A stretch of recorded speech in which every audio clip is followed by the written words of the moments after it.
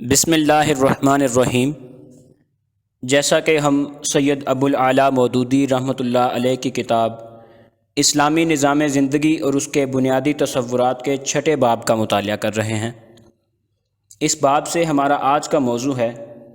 سنت اللہ در باب امامت کا خلاصہ۔ تو آئیے اس کا مطالعہ کرتے ہیں۔ اب میں چند الفاظ میں اس سنت اللہ کو بیان کیے دیتا ہوں جو امامت کے باب میں ابتدائے آفرینش سے جاری ہے اور جب تک نوع انسانی اپنی موجودہ فطرت پر زندہ ہے اس وقت تک برابر جاری رہے گی، اور وہ یہ ہے: اگر دنیا میں کوئی منظم انسانی گروہ ایسا موجود نہ ہو جو اسلامی اخلاقیات اور بنیادی انسانی اخلاقیات دونوں سے آراستہ ہو اور پھر مادی اسباب و وسائل بھی استعمال کرے، تو دنیا کی امامت و قیادت لازماً کسی ایسے گروہ کے قبضے میں دے دی جاتی ہے جو اسلامی اخلاقیات سے چاہے بالکل ہی عاری ہو، لیکن بنیادی انسانی اخلاقیات اور مادی اسباب و وسائل کے اعتبار سے دوسروں کی بنسبت زیادہ بڑھا ہوا ہو، کیونکہ اللہ تعالیٰ بہرحال اپنی دنیا کا انتظام چاہتا ہے اور یہ انتظام اسی گروہ کے سپرد کیا جاتا ہے جو موجود الوقت گروہوں میں اہل تر ہو۔ لیکن اگر کوئی منظم گروہ ایسا موجود ہو جو اسلامی اخلاقیات اور بنیادی انسانی اخلاقیات دونوں میں باقی ماندہ انسانی دنیا پر فضیلت رکھتا ہو اور وہ مادی اسباب و وسائل کے استعمال میں بھی کوتاہی نہ کرے، تو یہ کسی طرح ممکن نہیں ہے کہ اس کے مقابلے میں کوئی دوسرا گروہ دنیا کی امامت و قیادت پر قابض رہ سکے۔ ایسا ہونا فطرت کے خلاف ہے، اللہ کی اس سنت کے خلاف ہے جو انسانوں کے معاملے میں اس نے مقرر کر رکھی ہے،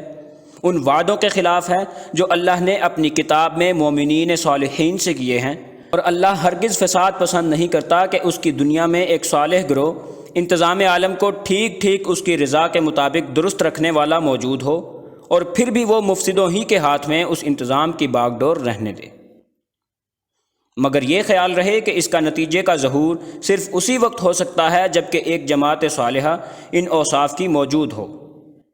کسی ایک صالح فرد یا متفرق طور پر بہت سے صالح افراد کے موجود ہونے سے استخلاف فی الارض کا نظام تبدیل نہیں ہو سکتا، خواہ وہ افراد اپنی جگہ کیسے ہی زبردست اولیاء اللہ بلکہ پیغمبر ہی کیوں نہ ہوں۔ اللہ نے استخلاف کے متعلق جتنے وعدے بھی کیے ہیں منتشر و متفرق افراد سے نہیں بلکہ ایک جماعت سے کیے ہیں، وہ جماعت جو دنیا میں اپنے آپ کو عملاً خیر امت اور امت وسط ثابت کر دے۔ نیز یہ بھی ذہن نشین رہے کہ ایسے ایک گروہ کے محض وجود میں آ جانے ہی سے نظام امامت میں تغیر واقع نہیں ہو جائے گا کہ ادھر وہ بنے اور ادھر اچانک آسمان سے کچھ فرشتے اتریں اور فساد و فجار کی گدی سے ہٹا کر انہیں مسند نشین کر دیں، بلکہ اس جماعت کو کفر و فسق کی طاقتوں سے زندگی کے ہر میدان میں ہر قدم پر کشمکش اور مجاہدہ کرنا ہوگا، اور اقامت حق کی راہ میں ہر قسم کی قربانیاں دے کر اپنی محبت حق اور اپنی اہلیت کا ثبوت دینا پڑے گا۔ یہ ایسی شرط ہے جس سے انبیاء تک مستثنا نہ رکھے گئے، کجا کہ کوئی آج اس سے مستثنا ہونے کی توقع کرے۔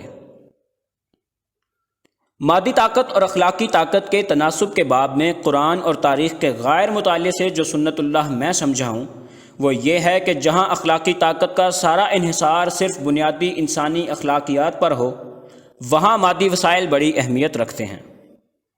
حتیٰ کہ اس امر کا بھی امکان ہے کہ اگر ایک گروہ کے پاس مادی وسائل کی طاقت بہت زیادہ ہو تو وہ تھوڑی اخلاقی طاقت سے بھی دنیا پر چھا جاتا ہے،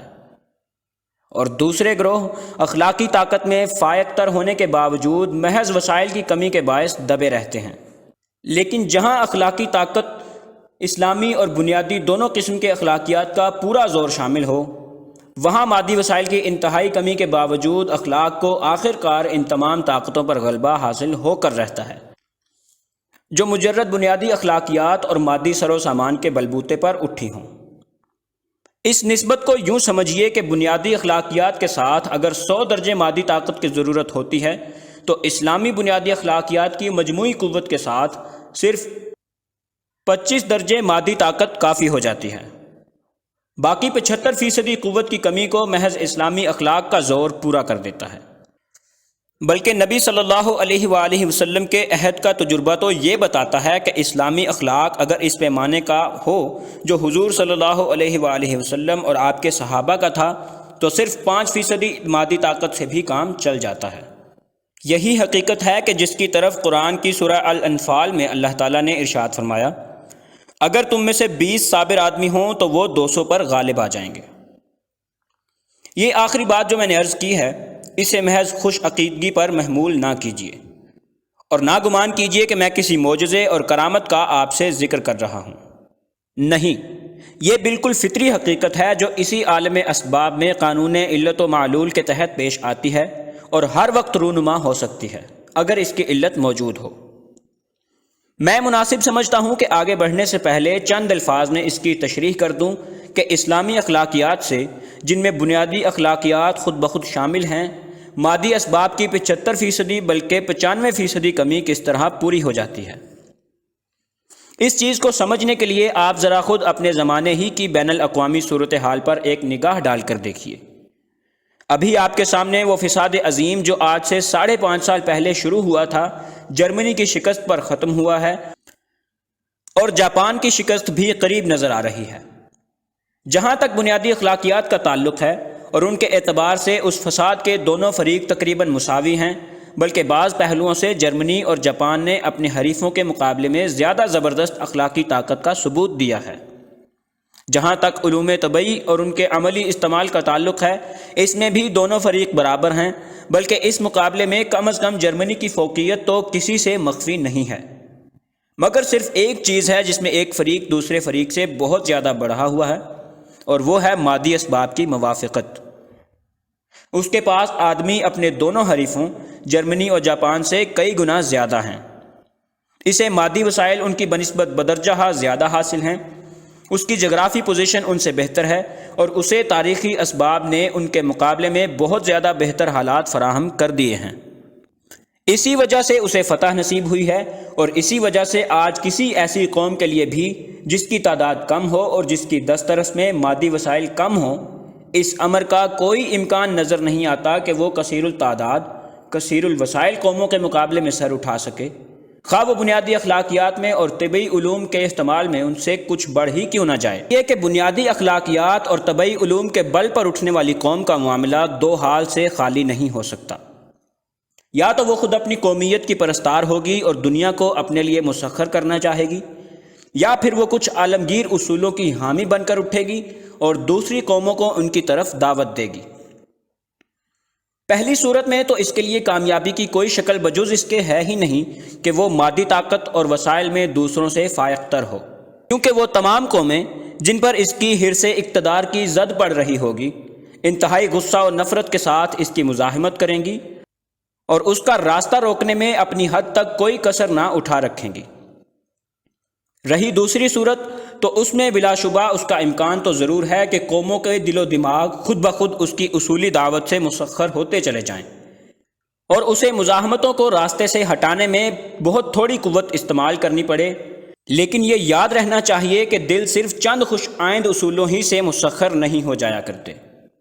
بلکہ انہیں مسخر کرنے کے لیے وہ حقیقی خیر خواہی، نیک نیتی،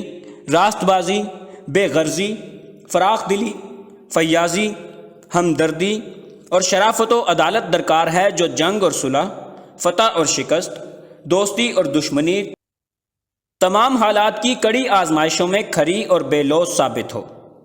اور یہ چیز اخلاق فاضلہ کی اس بلند منزل سے تعلق رکھتی ہے جس کا مقام بنیادی اخلاقیات سے بہت برتر ہے۔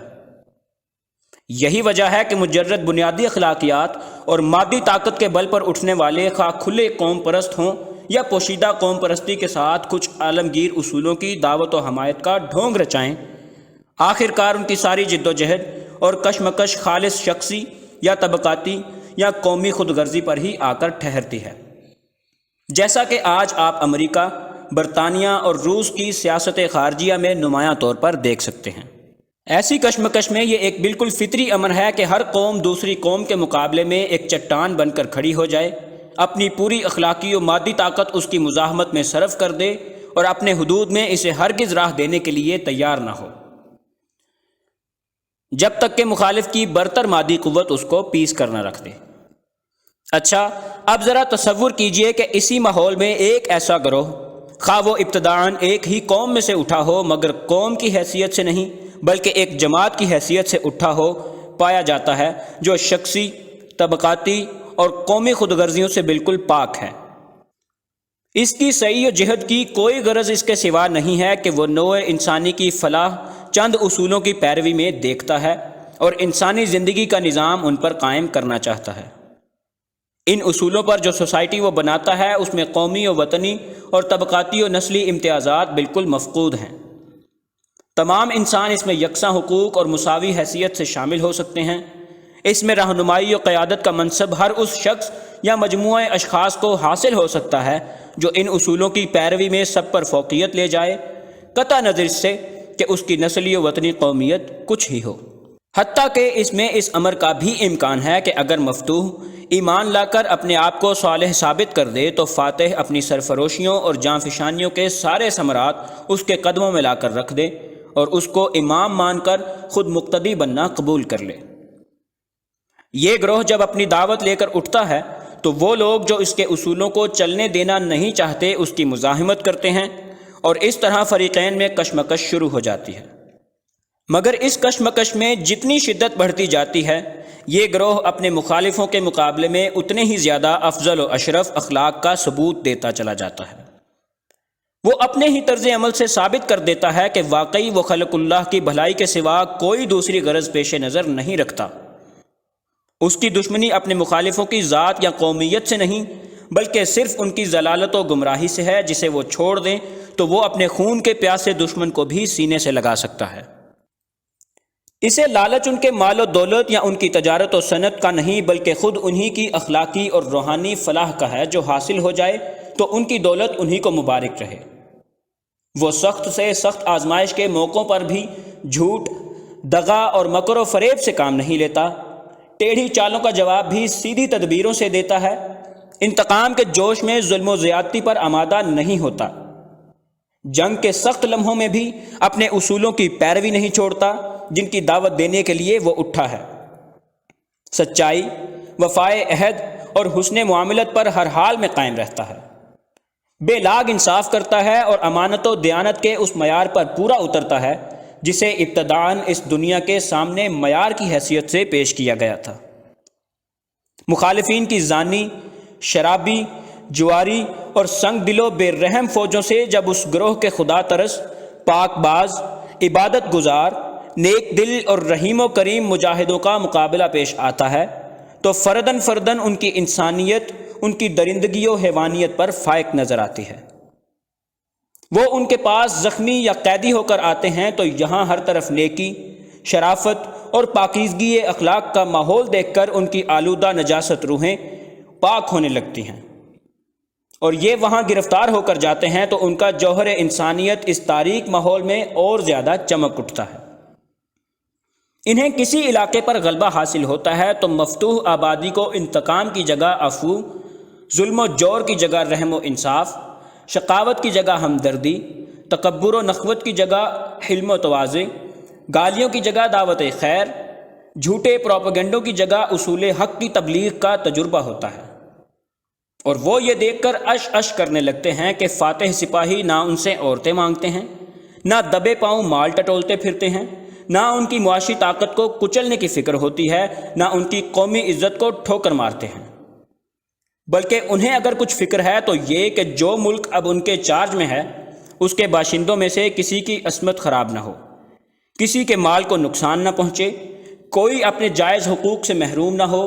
کوئی بد اخلاقی ان کے درمیان پرورش نہ پا سکے، اور اجتماعی ظلم و جور کسی شکل میں بھی وہاں باقی نہ رہے۔ بخلاف اس کے جب فریق مخالف کسی علاقے میں گھس آتا ہے تو ساری آبادی اس کی زیادتیوں اور بے رحمیوں سے چیخ اٹھتی ہے۔ اب آپ خود ہی اندازہ کر لیں کہ ایسی لڑائی میں قوم پرستارانہ لڑائیوں کی بنسبت کتنا بڑا فرق واقع ہو جائے گا۔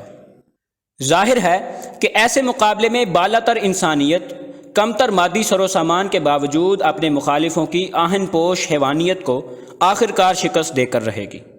اخلاق فاضلہ کے ہتھیار توپ و تفنگ سے زیادہ دور مار ثابت ہوں گے۔ عین حالت جنگ میں دشمن دوستوں میں تبدیل ہوں گے، جسموں سے پہلے دل مسخر ہوں گے، آبادیوں کی آبادیاں لڑے بھیڑے بغیر مفتوح ہو جائیں گی، اور یہ صالح گروہ جب ایک مرتبہ مٹھی بھر جمعیت اور تھوڑے سے سر و سامان کے ساتھ اپنا سفر شروع کرے گا تو رفتہ رفتہ خود مخالف کیمپ ہی اس کو جنرل، سپاہی، ماہرین فنون، اسلحہ، رسد، سامان جنگ سب کچھ فراہم کرتے چلے جائیں گے۔ یہ جو کچھ میں عرض کر رہا ہوں یہ نرا قیاس اور اندازہ نہیں ہے، بلکہ اگر آپ کے سامنے نبی صلی اللہ علیہ وآلہ وسلم اور خلفائے راشدین کے دور مبارک کی تاریخی مثال موجود ہو تو آپ پر واضح ہو جائے گا کہ فی الواقع اس سے پہلے یہی کچھ ہو چکا ہے اور آج بھی یہی کچھ ہو سکتا ہے، بشرطے کہ کسی میں یہ تجربہ کرنے کی ہمت ہو۔ حضرات، مجھے توقع ہے کہ اس تقریر سے یہ حقیقت آپ کے ذہن نشین ہو گئی ہوگی کہ طاقت کا اصل منبع اخلاقی طاقت ہے۔ اگر دنیا میں کوئی منظم گروہ ایسا موجود ہو جو بنیادی اخلاقیات کے ساتھ اسلامی اخلاقیات کا زور بھی اپنے اندر رکھتا ہو اور مادی وسائل سے بھی کام لے، تو یہ بات عقلاً محال اور فطرتاً غیر ممکن ہے کہ اس کی موجودگی میں کوئی دوسرا گروہ دنیا کی امامت و قیادت پر قابض رہ سکے۔ اس کے ساتھ مجھے امید ہے کہ آپ نے یہ بھی اچھی طرح سمجھ لیا ہوگا کہ مسلمانوں کی موجودہ پست حالی کا اصل سبب کیا ہے۔ ظاہر بات ہے کہ جو لوگ نہ مادی وسائل سے کام لیں، نہ بنیادی اخلاقیات سے آراستہ ہوں اور نہ اجتماعی طور پر ان کے اندر اسلامی اخلاقیات ہی پائی جائیں، وہ کسی طرح بھی امامت کے منصب پر فائز نہیں رہ سکتے۔ خدا کی اٹل بے لاگ سنت کا تقاضا یہی ہے کہ ان پر ایسے کافروں کو ترجیح دی جائے جو اسلامی اخلاقیات سے آری سہی مگر کم از کم بنیادی اخلاقیات اور مادی وسائل کے استعمال میں تو ان سے بڑھے ہوئے ہوں، اور اپنے آپ کو ان کی بنسبت انتظام دنیا کے لیے اہل تر ثابت کر رہے ہیں۔ اس معاملے میں اگر آپ کو کوئی شکایت ہو تو سنت اللہ سے نہیں بلکہ اپنے آپ سے ہونی چاہیے، اور اس شکایت کا نتیجہ یہ ہونا چاہیے کہ آپ اب اس خامی کو دور کرنے کی فکر کریں جس نے آپ کو امام سے مقتدی اور پیش رو سے پس رو بنا کر چھوڑا ہے۔ اس کے بعد ضرورت ہے کہ میں صاف اور واضح طریقے سے آپ کے سامنے اسلامی اخلاقیات کی بنیادوں کو بھی پیش کر دوں، کیونکہ مجھے معلوم ہے کہ اس معاملے میں عام طور پر مسلمانوں کے تصورات بری طرح الجھے ہوئے ہیں۔ اس الجھن کی وجہ سے بہت ہی کم آدمی یہ جانتے ہیں کہ اسلامی اخلاقیات فی الواقع کس چیز کا نام ہے، اور اس پہلو سے انسانیت کی تربیت و تکمیل کے لیے کیا چیزیں کس ترتیب و تجریج کے ساتھ اس کے اندر پرورش کی جانی چاہیے۔ دینی کتب کی مزید آڈیوز اور مفید معلومات کے لیے ہمارے چینل مینٹورز اکیڈیمیا کو ابھی سبسکرائب کر لیں۔